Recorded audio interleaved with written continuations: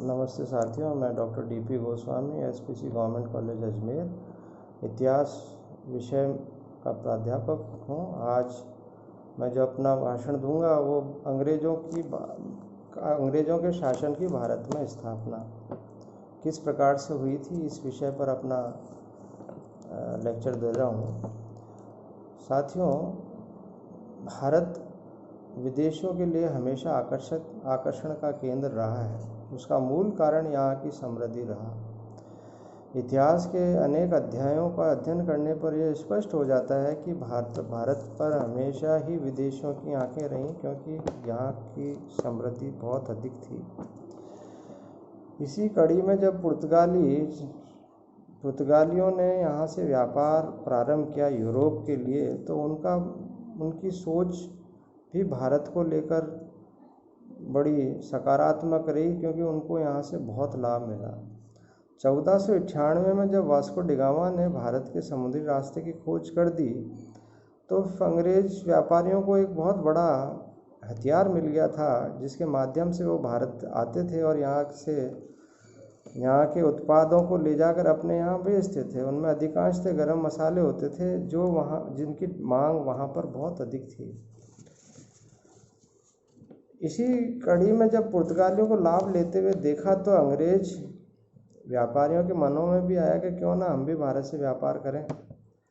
और इस कड़ी में 200 व्यापारियों के एक समूह ने, लगभग 200 थे, उन्होंने तत्कालीन महारानी जो थी क्वीन एलिजाबेथ प्रथम, उससे निवेदन किया कि भाई हमें भी भारत से व्यापार करने की अनुमति दें, क्योंकि वहाँ से लाभ जो मिल रहा है उसको हम भी लेना चाहते हैं। और इस कड़ी में 31 दिसंबर 1600 ईस्वी को एक रॉयल चार्टर के माध्यम से क्वीन एलिजाबेथ ने भारत से व्यापार करने की अनुमति उस कंपनी को दे दी है, जिसका शॉर्ट नेम या लघु नाम ईस्ट इंडिया कंपनी के नाम से जाना जाता है। इसका मूल उद्देश्य पूर्वी एशिया में व्यापार करना था। इस अनुमति के पश्चात सर्वप्रथम 1608 में कैप्टन विलियम हॉकिंस ने अंग्रेज था, वह मुगल दरबार में आया। तत्कालीन बादशाह जहांगीर ने उसे एक लिमिटेड परमिशन के माध्यम से व्यापार करने की अनुमति नहीं दे दी। जैसा वो चाहते थे वैसी अनुमति तो उन्हें नहीं मिली, लेकिन हाँ, एक आंशिक रूप से उन्हें कुछ औद्योगिक इकाइयाँ लगाने की अनुमति दे दी गई। तो 1615 में पुनः अंग्रेजों ने प्रयास जारी रखते हुए सर थॉमस रो को भारत भेजा, जो इंग्लैंड का शासक जेम्स प्रथम के प्रतिनिधि के रूप में आया, और उन्होंने जहांगीर से निवेदन किया कि वो भारत से व्यापार करना चाहते हैं, उन्हें अनुमति दें। जहांगीर ने बिना किसी विश्लेषण के उन्हें अनुमति दे दी, और परिणामतः अंग्रेजों ने भारत में व्यापार करना प्रारंभ कर दिया।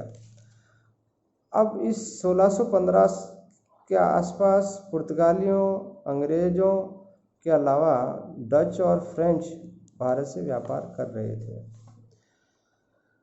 अब प्रश्न ये उठता है कि जो औद्योगिक इकाइयाँ इन्होंने स्थापित की, वो उनको कैसे प्राप्त हुई।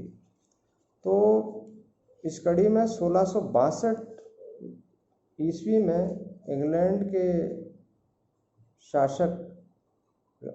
शासक और वह उत्तराधिकारी चार्ल्स सेकंड का विवाह पुर्तगाली राजकुमारी कैथरीन से हुआ, जिसे बॉम्बे को एक दहेज के रूप में उन्हें अंग्रेजों ने दिया, जिसे 1668 ईस्वी में ईस्ट इंडिया कंपनी को चार्ल्स सेकंड ने किराए पे दे दिया, और वो किराया निर्धारित किया गया 10 पाउंड प्रति वर्ष।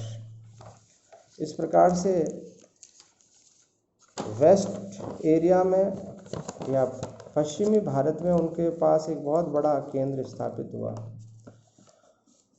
और उन्होंने सूरत से अपना व्यापारिक केंद्र बॉम्बे को बना लिया।